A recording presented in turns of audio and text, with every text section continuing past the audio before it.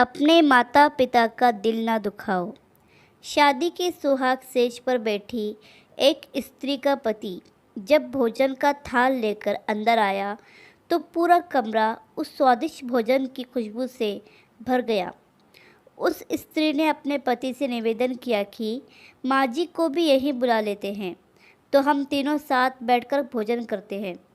पति ने कहा, छोड़ो उन्हें, वो खाकर सो गई होंगी, आओ हम साथ में भोजन करते हैं। उस स्त्री ने पुनः अपने पति से कहा कि नहीं, मैंने उन्हें खाते हुए नहीं देखा है। तो पति ने जवाब दिया कि क्यों तुम जिद कर रही हो, शादी के कार्यों से थक गई होंगी इसलिए सो गई होंगी, नींद टूटेगी तो खुद भोजन कर लेगी, तुम आओ हम प्यार से खाना खाते हैं।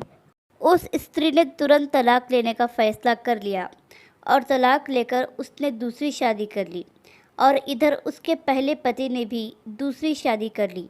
दोनों अलग अलग सुखी घर गृहस्थी बसाकर खुशी खुशी रहने लगे।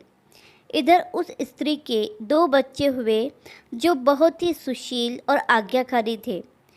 कई वर्ष बीत जाने के बाद एक दिन वह औरत अपने बेटों के साथ यात्रा पर गई हुई थी। एक जगह तीनों माँ बेटे भोजन के लिए रुके और बेटे भोजन परोसकर माँ से खाने की विनती करने लगे। उसी समय उस स्त्री की नज़र सामने एक फटे हाल, भूखे और गंदे से एक वृद्ध पुरुष पर पड़ी जो इस स्त्री के भोजन और बेटों की तरफ बहुत ही कातर नज़र से देख रहा था। उस स्त्री को उस पर दया आ गई और बेटों को बोली कि जाओ, पहले उस वृद्ध को नहलाओ और उसे वस्त्र दो, फिर हम सब मिलकर भोजन करेंगे।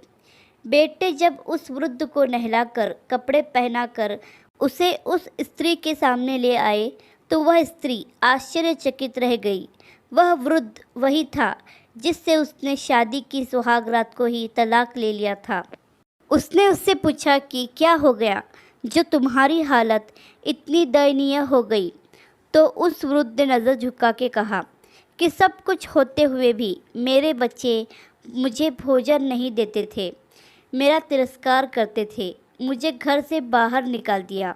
उस स्त्री ने उस वृद्ध से कहा कि इस बात का अंदाज़ा तो मुझे तुम्हारे साथ सुहागरात को ही लग गया था, जब तुमने पहले अपनी बूढ़ी माँ को भोजन कराने के बजाय उस स्वादिष्ट भोजन की थाल लेकर मेरे कमरे में आ गए और मेरे बार बार कहने के बावजूद भी आपने अपनी माँ का तिरस्कार किया। उसी का फल आज आप भोग रहे हैं। माता पिता के साथ तुम्हारा सलूक एक ऐसी कहानी है जिसे लिखते तो तुम हो लेकिन तुम्हारी संतान तुम्हें पढ़कर सुनाती है। जैसा व्यवहार हम अपने बुजुर्गों के साथ करेंगे उसी देखा देखकर हमारे बच्चों में भी यही गुण आता है कि शायद यही परंपरा है। याद रखना, माँ बाप नाराज़ तो ईश्वर नाराज़। इस कहानी पर आपकी क्या राय है हमें कमेंट करके ज़रूर बताइए। कहानी पसंद आए तो लाइक, सब्सक्राइब और शेयर ज़रूर कीजिए।